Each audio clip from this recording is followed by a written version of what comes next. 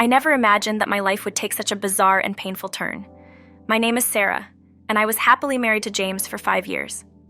Our love story was one for the books, two people from different worlds coming together against all odds. James was a successful entrepreneur, and I was a teacher with a modest income. We met at a charity event, and it was love at first sight. Our families had different financial backgrounds, but James never cared about that. He loved me for who I was, not the money in my bank account. Our love grew stronger each day, and it seemed like we were meant forever. Little did I know that a storm was brewing on the horizon. It all started when James's older sister, Emily, returned from abroad after years of traveling. She had always been distant from James, and I had only met her a few times during our marriage. I thought it was because of her lifestyle, but little did I know there was something else going on in her mind. One evening, as James and I were enjoying a quiet dinner at home, the doorbell rang. I went to answer it, and there stood Emily, looking more glamorous but wearing a frown on her face that sent shivers down my spine. Without any greetings yet, she accused me of being a gold digger and claimed that I had used black magic to manipulate James into marrying me for his money. I was dumbfounded, unable to process what she was saying. It was as if I had stepped into a cold mine where I was doomed to perish in. I tried to defend myself, to explain that James and I had built our relationship on love and trust. But Emily was relentless in her accusations, hurling insults and throwing threats. She vowed to expose my alleged deceitful ways to the entire family and ruin our marriage. As the night wore on, James tried to mediate, but it was clear that he was torn between his loyalty to me and his sister. I felt my heart breaking as I realized that the woman I had thought of as my husband's sister was now the biggest threat to our happiness. At that moment, I knew I had to take a drastic step to prove my innocence and protect our love. It was time to reveal the truth, and the truth lay in my bank account. I decided to gather all the evidence I could, even if it meant tearing apart the life I had known for the past 5 years, but I didn't go through it, thinking it to be too extreme a measure to take. The following weeks were a whirlwind of emotions and tension in our household. Emily's accusations had created a rift between James and me that I never thought possible. Each day, it felt like our love was slipping away, overshadowed by doubt and suspicion. I knew that if I wanted to salvage our relationship and clear my name, I had to act fast. So I had no other choice but to begin to gather evidence of my financial situation. I collected bank statements, tax records, and any document that could prove that my love for James was genuine and not fueled by greed. One evening, as James was away on a business trip, I invited Emily over to our home. It was a sad encounter, but I knew it was important if I had to show myself as who I truly am.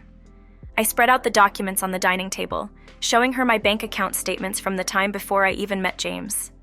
I explained how I had lived a modest life, content with my teaching job in a rich private school and a small apartment. It was clear that I had nothing to gain from marrying a wealthy man other than love and companionship. Emily, however, remained unconvinced. She accused me of fabricating the documents or having someone doctor them to cover my tracks. It was a frustrating and fruitless effort to reason with her. She had made up her mind, and no amount of evidence could sway her. The situation reached a breaking point when Emily confronted James about my supposed deception. He returned from his business trip, visibly exhausted and emotionally drained. Emily repeated her accusations, and I saw the pain in James's eyes as he struggled to choose between his sister and his wife. That night, as James and I lay in bed, he told me that he needed time to think.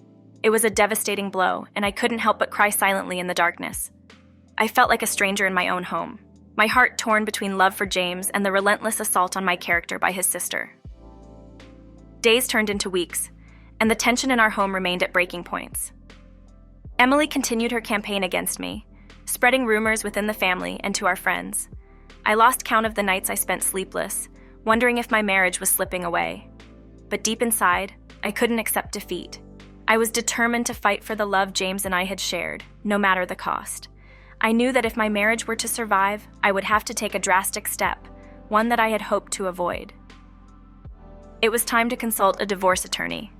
A few days later, as I sat across from a divorce attorney, I couldn't help but feel a heavy weight on my chest.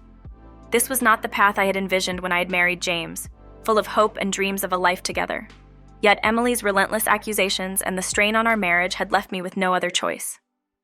The attorney listened patiently as I recounted the events that had unfolded in our lives. He nodded sympathetically, understanding the gravity of the situation. He advised me on the legal steps to take, emphasizing that it would be a challenging journey ahead. I was torn between my love for James and the need to protect my own integrity.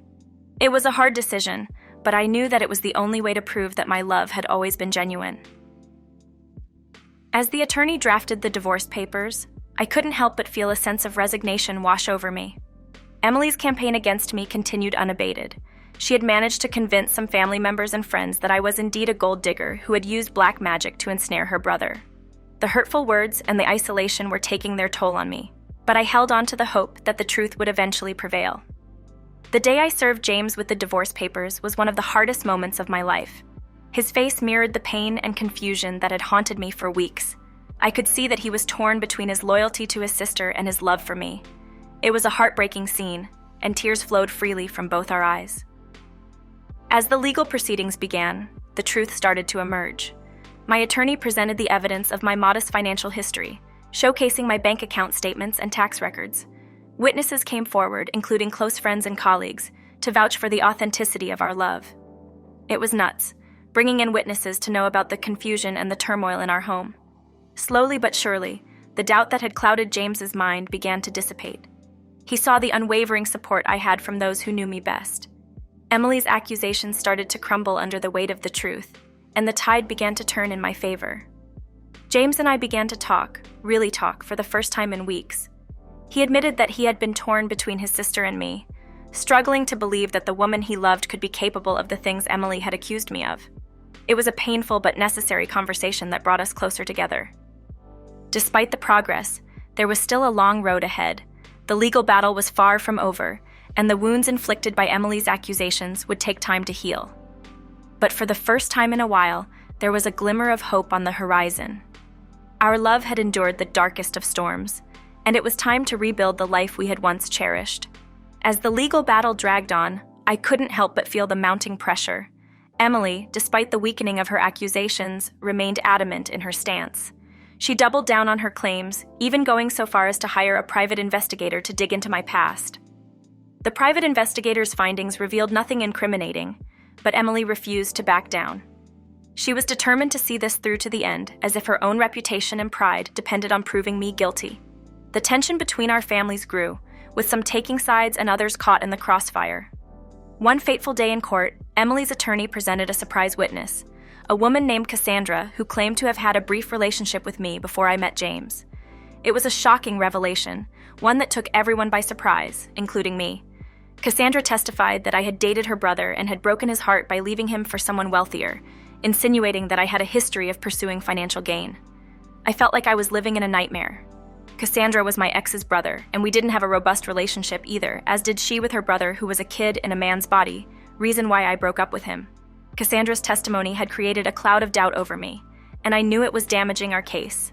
My attorney assured me that we could challenge her claims, but the damage was done. Emily had succeeded in muddying the waters, making it harder to prove my innocence. The trial continued, with emotions running high. James and I were both physically and emotionally drained. Our love had been tested in ways we could never have imagined, and we were struggling to hold on. It felt like we were in the eye of a storm with no clear path forward. Then one day a breakthrough came. Cassandra's brother Michael reached out to me privately. He confessed that his sister's testimony had been coerced by Emily, who had offered her a substantial sum of money in exchange for her cooperation. Michael's conscience had finally caught up with him, and he wanted to set the record straight. With this newfound evidence in hand, my attorney launched a counterattack. We exposed Emily's manipulation and coercion of Cassandra, shedding light on the depths to which she was willing to go to prove her false accusations. The courtroom was abuzz with shock and disbelief at the revelation. As the truth about Emily's deceit emerged, her credibility crumbled. Even some of her staunchest supporters began to question her motives. It was a turning point in the trial, and it seemed like justice was finally within reach. But the drama was far from over. Emily, now cornered and desperate, made a shocking confession of her own. She admitted to orchestrating the entire charade to break James and me apart, driven by a twisted jealousy and resentment that had festered over the years. Emily's shocking confession sent shockwaves through our families and the courtroom. Her admission of guilt painted a picture of a woman consumed by jealousy and bitterness, willing to go to extreme lengths to destroy our marriage. It was a chilling revelation that left us all reeling. As the trial continued, Emily's behavior took a dark turn. She seemed unrepentant, and her actions became increasingly erratic. She started posting defamatory statements about me on social media, attempting to turn public opinion against me. The online harassment was relentless, and it felt like there was no escape from the digital onslaught. Emily's vendetta against our marriage intensified. She began contacting old acquaintances, digging up any dirt she could find on my past. She even resorted to fabricating stories and spreading malicious rumors about me. It was as if she was determined to tarnish my reputation beyond repair. James and I were caught in a whirlwind of chaos, both in the courtroom and in our personal lives. Our families were torn apart by the division caused by Emily's actions. Friends who had once supported us now questioned our integrity. It felt like the world was closing in on us, suffocating us with its judgment and condemnation. Despite the mounting evidence of Emily's malicious intent, the legal battle showed no signs of ending. She hired a team of high-powered attorneys who used every legal maneuver to delay the proceedings. It seemed like there was no end in sight, and we were drained both emotionally and financially. One evening, as James and I sat in our now empty home, we had a heart-to-heart conversation. We discussed the toll that this battle was taking on us and our love for each other. It was a painful realization that the very thing we were fighting to protect was slipping away. We made the difficult decision to offer Emily a settlement, hoping that it would put an end to this nightmare. The terms were fair, but it required us to relinquish any claims of wrongdoing on her part. It was a bitter pill to swallow, but we were desperate to find a way out of this never-ending legal battle.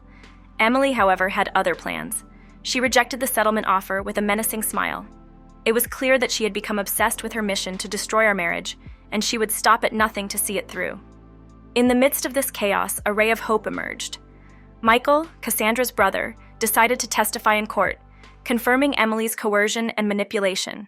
His testimony provided the final blow to Emily's credibility, and it seemed like the tide was finally turning in our favor. But Emily was not one to go down without a fight. She launched a last-ditch effort, claiming that she had evidence of my alleged involvement in a fabricated conspiracy. It was a desperate move, and the courtroom braced itself for what would come next. For a moment, I thought the court were in on it to frustrate the living daylights out of me and my husband, or maybe try to hold on to the case as long as possible just to get more sense out of us. Emily's claim of having evidence of a fabricated conspiracy sent shockwaves through the courtroom once again. She went ahead to present a file of supposed incriminating documents, making wild allegations about my involvement in a fictitious scheme to defraud her brother. The tension in the courtroom was palpable as the judge agreed to review the evidence. My heart pounded with anxiety as I watched the proceedings unfold. James, torn between his loyalty to his sister and his love for me, sat beside me with a troubled expression. The judge carefully examined the documents and listened to Emily's testimony. It was a dramatic scene, with her painting a vivid but entirely fictional picture of my involvement in a web of deceit. The courtroom was intrigued, and it seemed like Emily might have found a way to salvage her tarnished reputation. But then came the moment of truth. My attorney, armed with a keen eye for detail and a team of experts, began to dissect Emily's evidence.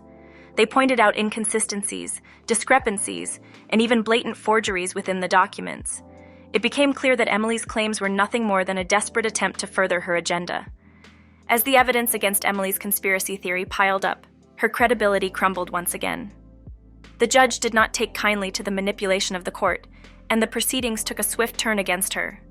It was a moment of vindication, but the damage that had been done to our lives could not be undone. The trial continued for a few more weeks, but it was evident that the end was near. Emily's credibility was in tatters, and it was clear that she had no case against me. As the courtroom drama came to a close, we received the verdict we had been hoping for. The judge ruled in our favor, dismissing all of Emily's accusations and clearing my name of any wrongdoing. It was a moment of relief and triumph, but the scars left by the trial would take time to heal. Our families, torn apart by the bitter battle, slowly began to mend their relationships, and friends who had doubted us returned with apologies. James and I decided to move away, seeking a fresh start far from the memories of the tumultuous trial. We hoped to rebuild our lives and rediscover the love and trust that had once defined our relationship. It was a challenging journey, but our love had weathered the storm, and we were determined to emerge stronger. As for Emily, her actions had consequences. Her reputation within the family was irreparably damaged, and she found herself isolated and estranged from those who had once stood by her. It was a sobering lesson in the destructive power of jealousy and resentment. My husband and I embarked on a journey of healing and renewal. We had been through a harrowing ordeal that had tested the limits of our love, and now it was time to rebuild our lives together. We moved to a new city, far away from the prying eyes and painful memories of the past. It was a fresh start, and we embraced it wholeheartedly. Our new home became a sanctuary where we could finally breathe freely and escape the shadows of the trial. Rebuilding our trust and intimacy was a slow and delicate process. The scars from Emily's accusations ran deep, and the wounds of betrayal took time to heal.